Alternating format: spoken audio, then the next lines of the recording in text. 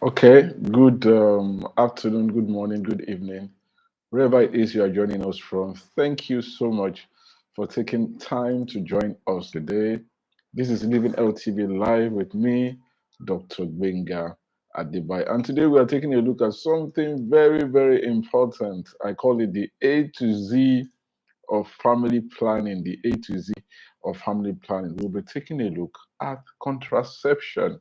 Contraception, and we're looking at it from the scientific basis for contraception, taking a look at how it affects young people, how it is important that we we we we place premium on contraception. Very, very important. And I hope I'll be able to take your questions. So please, if you are joining us for the very first time, please, wherever it is you are joining us from, thank you so much for taking time to join us on Living LTV Live today. I'd like to please ask that you introduce yourself in the chat box. Let us know where you are joining us from. Let us know your name.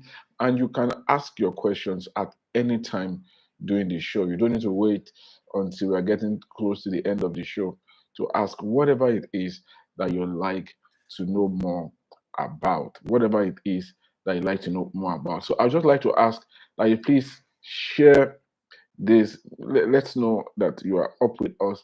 I will go right ahead now and say on my status that we are live so that more people can join us. More people can join us. So let me just quickly do that before we go right ahead and discuss on the show, right? Um, I'm trying to get the link for the show.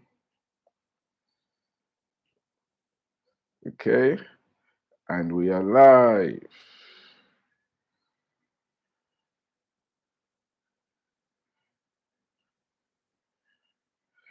And we are live. Awesome. Okay, so we are live. Thank you for joining us. Oh, Temi Tokwe, thank you. Yes, forgive me. It's been a while. Been on the road, and strangely enough, the places I've been, I was facilitating, I was training, I was teaching. So it was a little difficult for me to squeeze the show in where I was. Been in Anambra, been in Abuja, and it was quite tough. But thank you for always being here. Like I said, if I can manage it, Living LTV Live Fridays, 3 p.m. I will work hard to make it work. And hopefully, we will have somebody that can relieve me when I'm not around, a guest host. I'll work towards that too. So we can have a guest host whenever I'm not around and the person can take the show for us, right? But today we're taking a look at the A to Z of contraception, like we said, and of family planning, not exactly contraception, because family planning is not all just about contraception. Those are some of the points I wanted to raise with us today. Yes, contraception is a large part, it's an important part of family planning, but it's not all about it, because family planning is not all just about people spacing their children, because we say that family planning, generally speaking, is people choosing when and how, when they want to get pregnant, having a choice of when they want to get pregnant, and the time and the spacing between when they want to have their kids. And then we're going on to say, of course, it's also for people to have control, to involuntary fertility, and that's the other extreme of, of family planning. There are some people that they want to have kids, but they are struggling to have kids. They are struggling with fertility. They have not that of their own choice. They want to have kids, but for one reason or the other, they are unable to have kids. So that's the other extreme of fertility, of family planning, so to speak. Today, I just felt okay. One of the programs I went for in Anambra was it's a UNICEF project to address HIV/AIDS amongst young people, amongst adolescents, right? When we say adolescents, we're talking about people between 15 to 24 years of age. And one of the things that we see amongst young people and adolescents is that in Nigeria now, for instance, they are the fastest growing bloc, right, for for for the spread of HIV, right? One of the fastest growing blocks. The rate of transmission amongst especially the vulnerable population, people that the key populations, like we call them, they represent a fast growing block of people that are struggling with HIV and AIDS. And then so it got me to just dive into the data as regards family planning, contraception use um, amongst these young people, and then of course family planning even amongst the people that are old. And the facts are astonishing. Thank you, Julian. Thank you so much. Great to have you back again. Great to be here as usual. Do you know that young people that are unmarried and sexually active, they are more likely to have an unplanned to pregnancy and less likely to use family planning methods. That's family planning methods that work as opposed to married people. They are less likely. They don't, and that's because I think it's part of the cultural um, approach and the cultural beliefs that we have as far as family planning is concerned. People that are sexually active, young people that are sexually active, they tend to want to there's this bias that you want to make it look like, especially when our society largely is still conservative. We think that sex is something that should occur within the confines of a marriage. We say that as a society. We want to promote that. The religions, the key religions, and Nigeria is a very religious society. The key religions of our society promote chastity. They want you to keep yourself. However, the reality of the matter is that a lot of young people are having sex, right? Good afternoon, Michael. Thank you for joining us, right? A lot of young people, a lot of unmarried people are having sex with themselves, and a lot of even married people are having sex with other married people and unmarried people. So there's a lot of commingling and intermingling amongst people. Right. Today, the art I'm wearing is not the art of a religious person or a moral. No. I'm just here as a doctor and a scientist to say to people that we are now having there's the chances we have very few coverage of contraception and family planning methods. So and a lot of the people that are having sex, they are not taking care to choose when and if they want to get pregnant, and that's a problem. That's a problem. It's a problem because an unplanned pregnancy, especially for a young woman or even a married woman, wherever woman, unplanned pregnancy can be a life disruptor. It can disrupt your life. It not only disrupt the lives of the woman that gets pregnant, we also, especially for young people, the young adolescents and teenagers that get pregnant out of school, there is a or out of wedlock, there is a the event very not many of them are able to pick their lives up again. And we also know that for a fact that young children that are born to adolescent young people, those children have worse outcomes over the course of their life. Even if they are more likely to be low birth weight babies, and that's a problem. That's a medical problem. And those children are also exposed to a lot of other issues, malnutrition. They are more likely to have um, problems with their academics as they grow old. And it all feeds back to what? Family planning, to contraception. And part of the issues we have around us is there's the bias from care providers. So if a young lady walks into a primary health care center that is not married and say to the nurse or the care provider that please, I want to do family planning. Huh? At your age, you this young girl, you want to do family planning. You don't mean it. So a lot of these young girls now, young girls, young guys, they shy away from getting access to the contraceptions that they need, that they need to prevent and take care of their health and prevent unwanted pregnancies. The vast majority of people that get family planning, uh, even married or married, most people get their family planning needs from PPMBs, that's patent medicine stores. And I'm sure you'd have seen the joke where somebody wanted to go and buy condom in a store, and as he got there, wanted to buy it.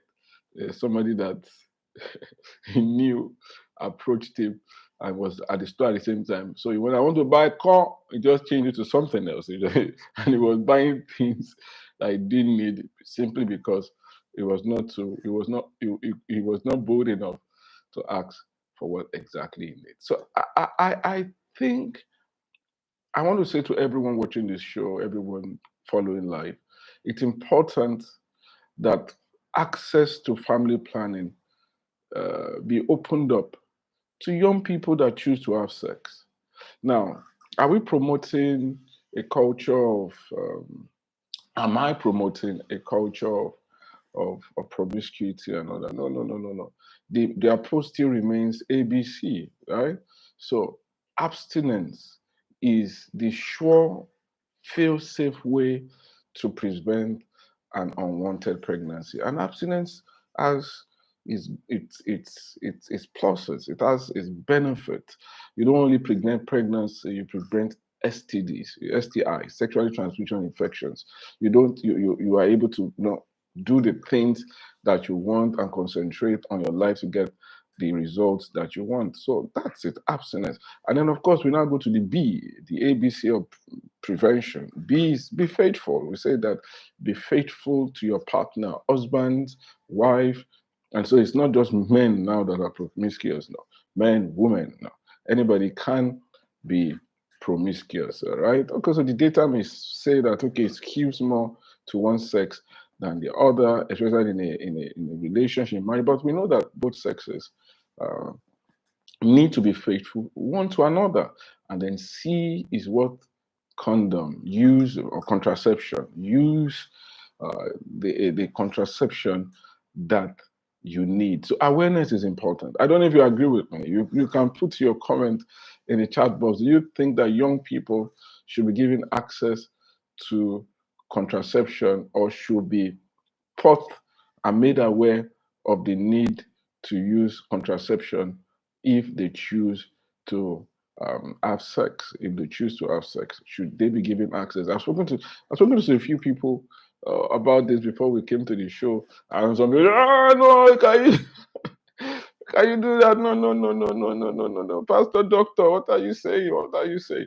So um, let me hear your thoughts. Now, but we know that contraception is not just a need for young people. Even people in marriages have a need for family planning. Family planning. Do you know what is the average fertility rate for women in Nigeria? I mean, that just simply means how many children on average do Nigerian women have? Can we have guesses in the chat box? How many children on average do you think Nigerian women have? Uh, People that are following life, let me just hear you. How many children do you think on average Nigerian women? How many children on average do we have? Is it one, two? How many children? Let me hear responses. The response may shock some people. How many children do you think on average right now in this age and time? Four. Somebody says four. Four. Okay. So somebody is also asking the question: when are we talking about young? What age are we talking about? Okay. We'll do that four. Do you agree with OBG? Four. Do you think Nigerian women have on average four kids? How many children do you think on average Nigerian women have? Michael, I'll get to you. We'll discuss it. Okay. Right. How many children? Four. Right. OBG has given us a guess. He said four. Right. Actually, on average, Nigerian women have 5.3 children. Don't mind the point three. The point three is just because when you divide the number of children uh, amongst all the women that we have, so you have, of course, you have a decimal. So Nigerian women have more than children. Yes, you may say in this age and time. And for many people, those children were not planned, right? They just had them. Some people just believe, and those things also involve cultural ethos, cultural beliefs that I know in some places they will say um, you don't count children. It's the gift of God. But a lot of people now fall into problems because of those children. So it's an assumption, it's a wrong assumption for us to assume that everybody wants, or everybody is accepting family plan. But we know that family planning is fantastic. It's great. It protects the life of the mothers. It gives rise to elder children. It helps finances. But in this age and time, can you imagine? No, it's really important. It is really important for us, everybody, to adopt it and to get to plan their families. Like some people are having 5.3, some people are still struggling to have. So maybe next week we'll discuss that, what to do with subfertility. How do you approach infertility? What are the options available for you to have children? And the funny thing is, as bad as we say things are in Nigeria, fertility treatments or modalities in our country is one of the bright spots, right? In our medical, in our healthcare sector, right? Fertility. I know people that come to Nigeria for fertility treatments and they get to have their babies, right? They travel from outside Nigeria to come to Nigeria, come from America, come from Europe to come to try to have. They've tried in those places, it's expensive, failure rate, and then they come and they try, and then they are successful.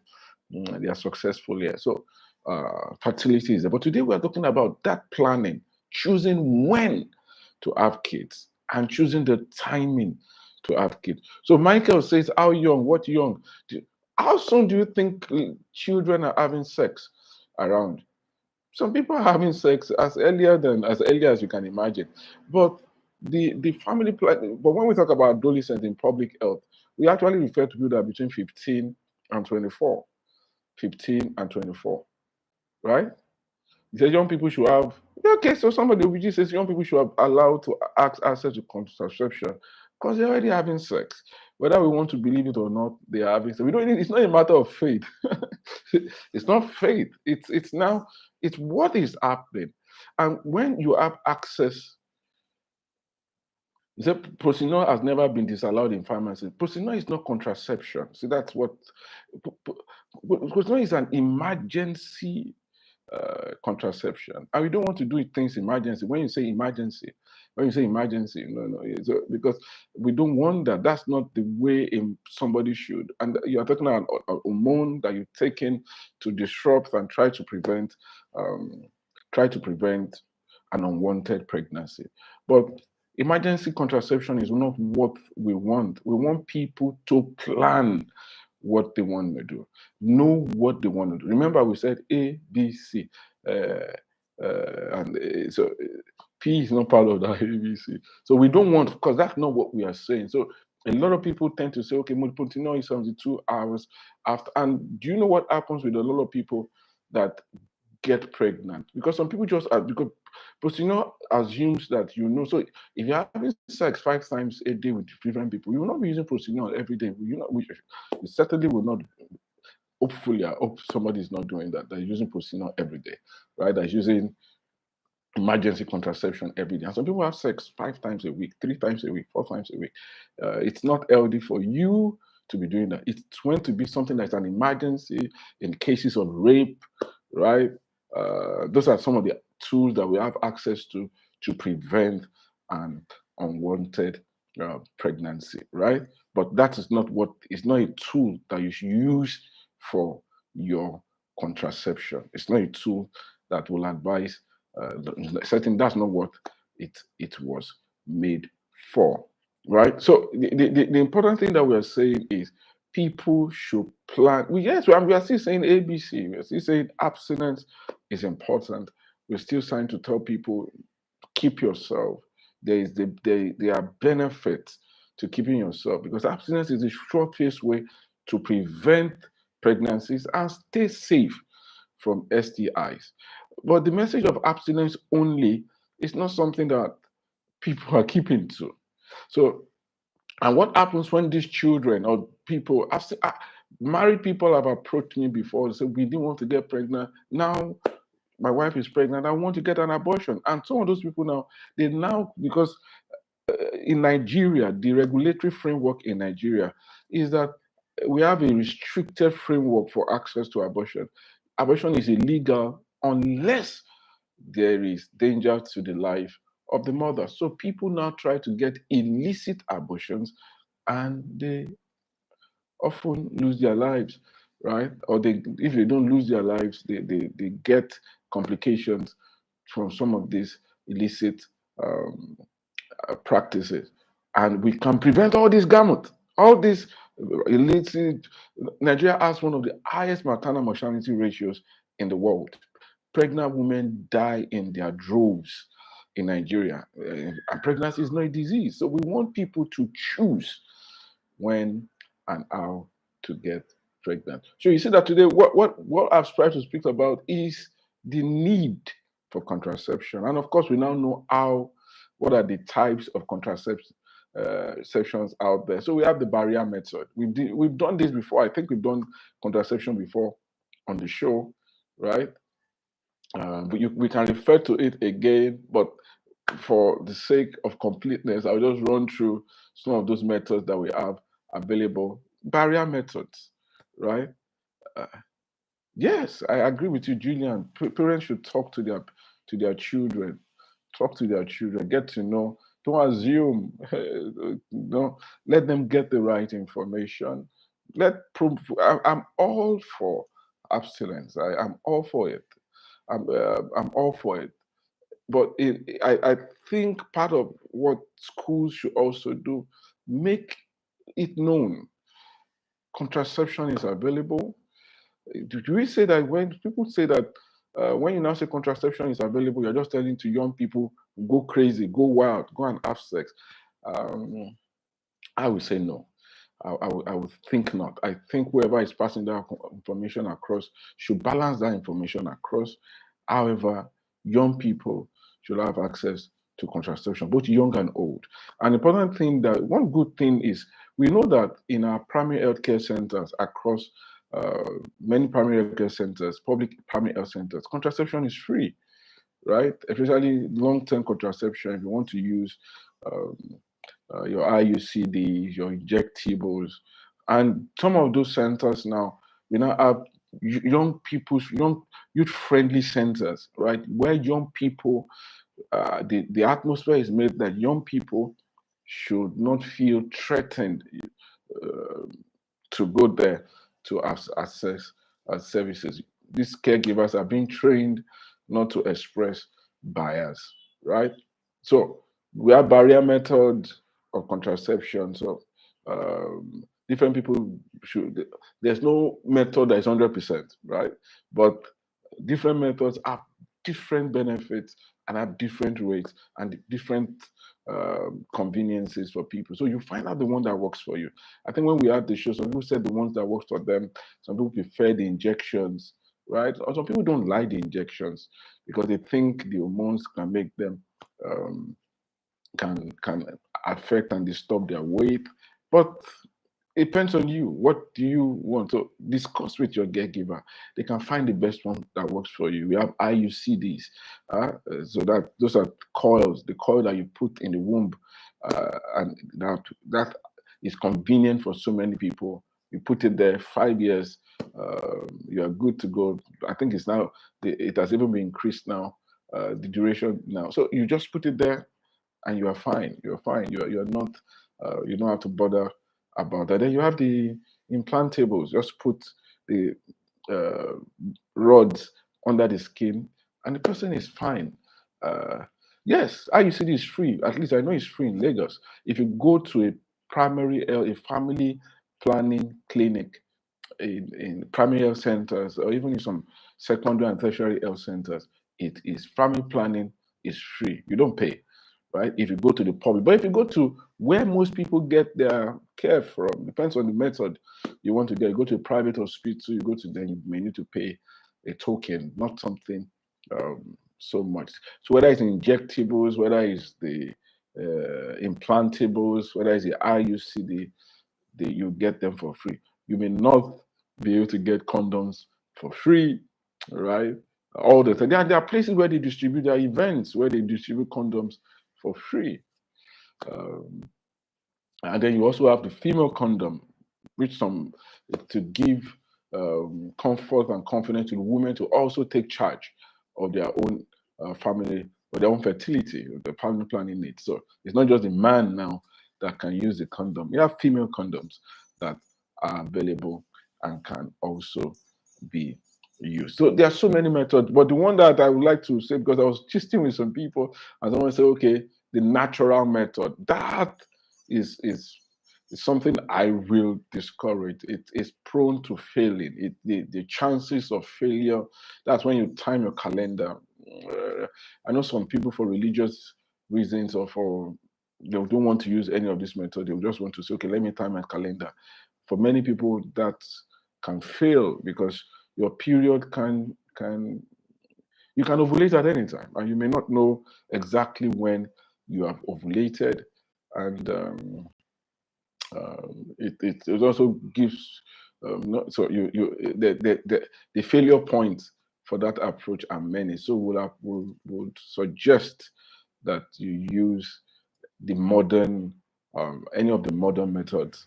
The calendar watching can fail because you can actually ovulate at about almost any time. It's not common, it's not regular, but you can ovulate at any time during your menstrual cycle. You can throw an egg, right? Yes. You can throw an egg. A woman can throw an egg at any time during a menstrual cycle, and then that calendar and chart watching would have failed, right? So family planning is important. That's a key message I want to bring today. It's important.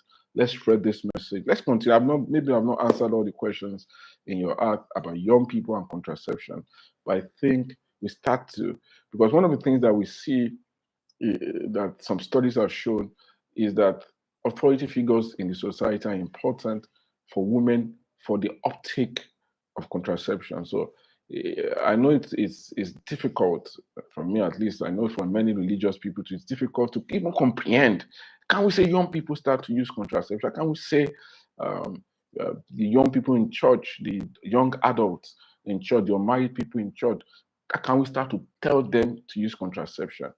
Um, the alternative, I think, because few people have sex by, you usually will, plan to have sex. So as you are planning to have sex, please plan for contraception along with it, right? Plan for it so that you don't have children you have not planned for, and you have challenges. Okay, I don't know if I've made sense. I hope I've made sense.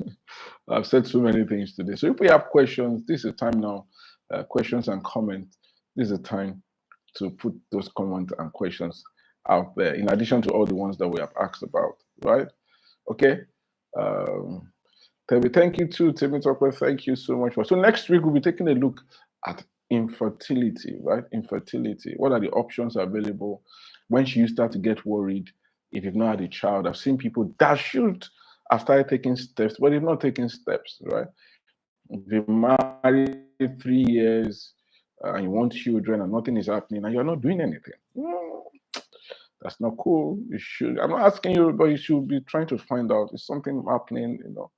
You should have an idea of what's happening, right? When should somebody worry? And somebody that married at 40, at 42, should not wait 3 years before, 2 years or before. No, there are things. So we'll be looking at infertility next week because that's a problem facing so many people that has societal stigma connotations, right? So we'll be taking a look at that next week. How can we make it so that people don't judge those who are going to get condoms or contraception?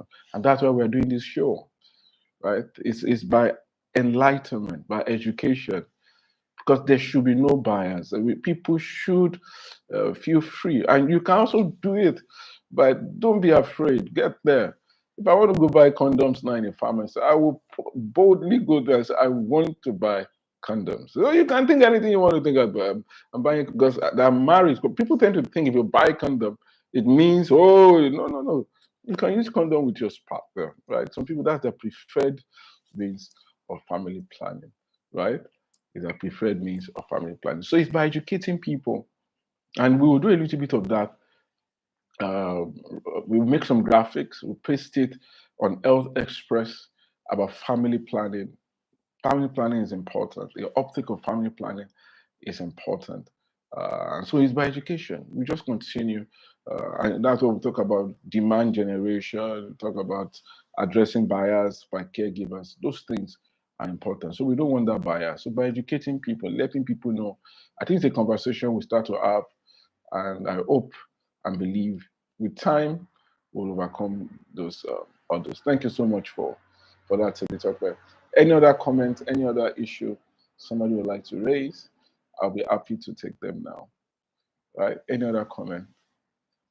Okay, in the absence of any other, you can still continue to ask your questions. Please share this with people. Like the video if you have not done so. Until I come again next time, as area they say now, remember life, get duplicate. God bless you.